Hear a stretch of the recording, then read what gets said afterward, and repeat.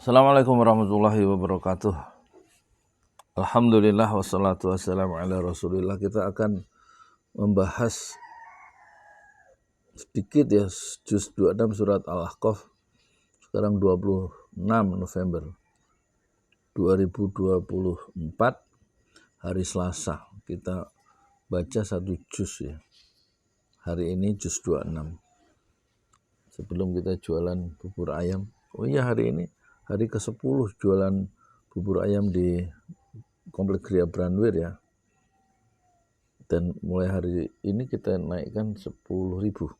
Tadi 8.000 satu porsi. Oke, kita mulai. Ini saya baca dari Tafsir Munir ya. Juznya juz berapa ini?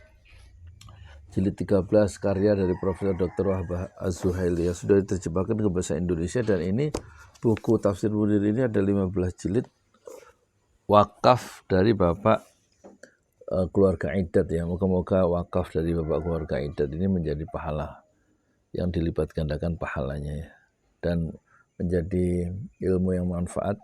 Buku ini, kitab ini, wakaf ini, dan mengalirkan pahalanya yang abadi sampai alam barzah bagi Bapak Iddat sekeluarga ya. Terima kasih ya. Jazakumullah khairan katsiran. A'udzu billahi minasyaitonir rajim. Bismillahirrahmanirrahim. Hamim. Tanzilul kitabi minallahil azizil hakim. Tafsir dan penjelasan dari yang dijelaskan oleh Profesor Dr. Wahbah Az-Zuhaili, awal ayat Al-Ahqaf ini adalah ini sebagaimana yang ada pada awal surat Al-Jasiyah, katanya Allah lah yang menurunkan Al-Quran kepada hambanya, kepada Rasulnya Muhammad SAW, bukan dari Muhammad ya, tapi dari Rasulullah ya, bukan dari Muhammad sebagaimana tuduhan orang-orang musyrik. Di samping menurunkan Al-Quran, Allah SWT adalah zat ya, yang maha dikjaya, Al-Aziz, yang maha kuat ya, lagi maha perkasa dan tidak terkalahkan. Dialah zat, Allah itu zat yang maha bijaksana dalam pengaturannya, dalam penciptaannya, bijaksana dalam firman-Nya, bijaksana dalam perbuatannya, serta meletakkan setiap urusan di tempat semestinya. Jika begitu adanya, kata Profesor Dr.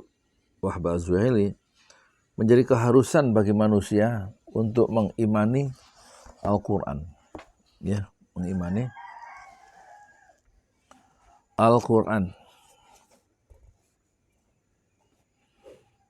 Kok mengimani? Menjadi keharusan bagi manusia untuk mengimani, mengimani Al-Quran dan membenarkan kandungan isi Al-Quran. Kemudian mengimani kebenaran kenabian Muhammad SAW dan seruannya berupa tauhid yang murni, adanya ba'ats, hari ba'ats itu hari kebangkitan, dan balasan, adanya hari pembalasan, dan mengajak umat manusia menuju kepada kebahagiaan dunia dan akhirat, serta akhlak yang sempurna yang bermanfaat. Terus ayat berikutnya, ma khalaqna samawati wal arda wa ma bainahuma illa bil haqqi wa ajalin musamma walladzina kafaru amma unziru mu'ridun. Surat Al-Ahqaf ini sudah saya hafalkan ya. Sudah hafal ya. Al-Ahqaf. Tinggal 1 halaman lagi, 4 halaman sudah hafal. Kami tidak mewujudkan, kami tidak menciptakan langit, dan kami tidak menciptakan bumi berikut dengan seluruh makhluk yang ada di antara langit dan bumi, kecuali dengan penciptaan yang hak, dengan hikmah, dengan maksud, dengan tujuan yang benar, yang sesuai dengan kehendak ilahi. Bukan ya, penciptaan langit dan bumi itu bukan sesuatu yang batil atau sesuatu yang sia-sia.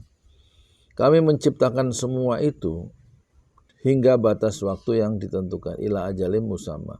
Tidak lebih dan tidak kurang. Batas waktu tersebut adalah hari kiamat. Pada hari itu langit, bumi dan seluruh makhluk berakhir. Pada hari itu langit dan bumi berganti dengan yang lain. Adapun orang-orang yang mengingkari Allah Subhanahu wa taala, meskipun berbagai bukti telah terpampang, kitab-kitab suci telah diturunkan, dan para rasul-rasul telah diutus, mereka orang-orang yang lalai terhadap maksud yang diinginkan dari mereka, berpaling dari peringatan Al-Quran berupa ba'ats, hari kebangkitan, hisab, hari perhitungan, dan balasan tanpa ada persiapan untuk hal itu. Ya. Kelak mereka akan mengetahui sendiri bencana dan akibatnya. Tidak akan menciptakan langit dan bumi dan menciptakan apa yang ada di antara langit dan bumi illa bil haq, kecuali dengan hak, wa ajali musamma, dan dalam batas, dalam ajal yang musamma sudah ditentukan. Adapun orang-orang kafir, unziru mu'ridun, mereka tidak mereka berpaling dari peringatan yang diberikan kepada mereka. Ya. Orang-orang kafir berpaling, lalai. Ya.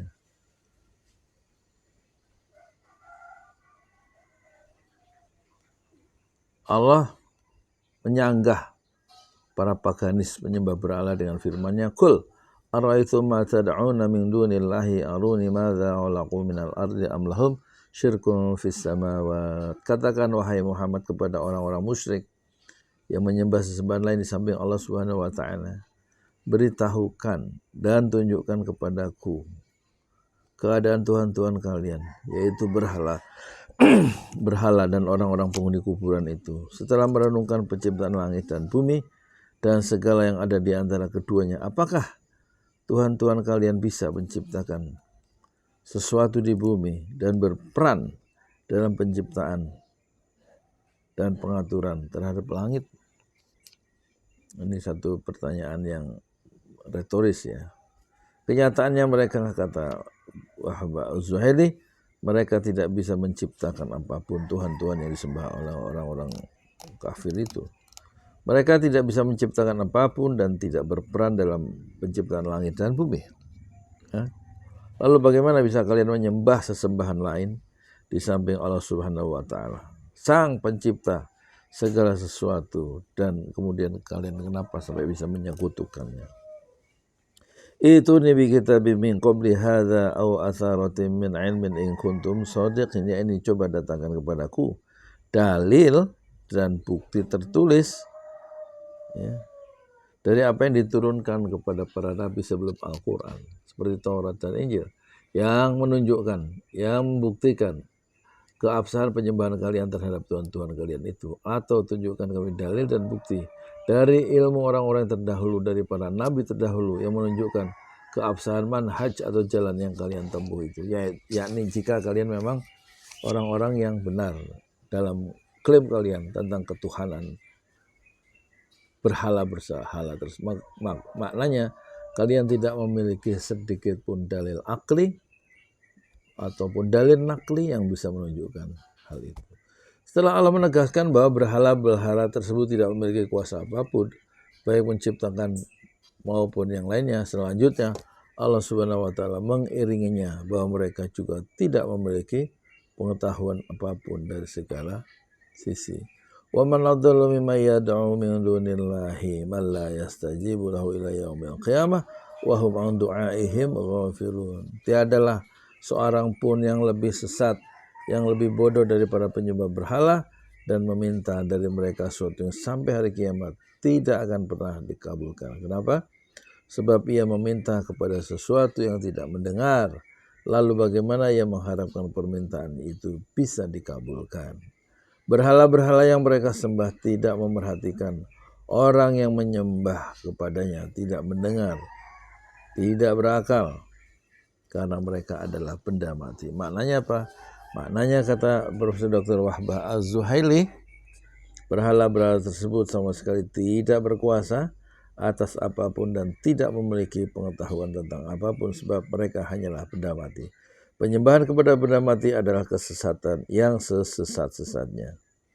Sikap seperti ini tentu mengundang kecaman dan sindiran tajam. Ayat ila yaumil qiyamah adalah ungkapan dari at-ta'bid selama-lamanya berdasarkan ungkapan yang biasa digunakan oleh orang Arab. Allah Subhanahu wa taala kemudian menegaskan bahwa berhala berasal hal tersebut tidak mengetahui penyembahan yang dilakukan oleh manusia kepadanya. Wa idza usyirun nasu kanu lahum a'da wa kanu bi'ibadatihim kafirin. Ketika para penyembah berhala dikumpulkan di tempat hisab, berhala-berhala tersebut menjadi a'da'i, musuh, berlepas diri dan melaknat mereka. Berhala-berhala tersebut mendustakan, mengingkari dan menyangkal penyembahan kepada mereka.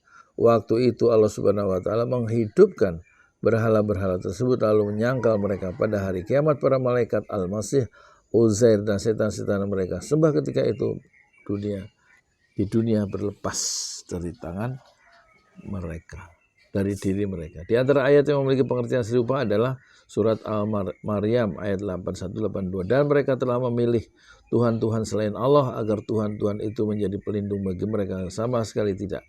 Kelak mereka sesembahan itu akan mengingkari penyembahan mereka terhadapnya dan yang akan menjadi musuh bagi mereka.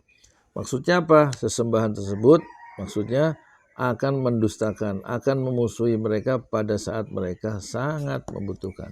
Dalam ayat yang mengisahkan Ibrahim alaihissalam, Allah Subhanahu wa taala berfirman di Al-Ankabut 25, dan dia Ibrahim berkata, sungguhnya berhala-berhala yang kamu sembah selain Allah hanya untuk menciptakan perasaan kasih sayang di antara kamu dalam kehidupan di dunia. Kemudian pada hari kiamat sebagian kamu akan saling mengingkari dan saling mengutuk dan tempat kembalimu adalah neraka. Sama sekali tidak ada penolong bagimu. Al-Ankabut ayat 25. Itu dulu ya. Ini saya bacakan dari juz 26 Al-Ahqaf, surat yang pertama dalam bahasa Indonesia jilid 13 halaman 200 berapa? Halaman 280 sampai 281. Terima kasih, moga-moga ada manfaat ya. Sekarang kita siap-siap ya jualan bubur ayam dulu. Assalamualaikum warahmatullahi wabarakatuh.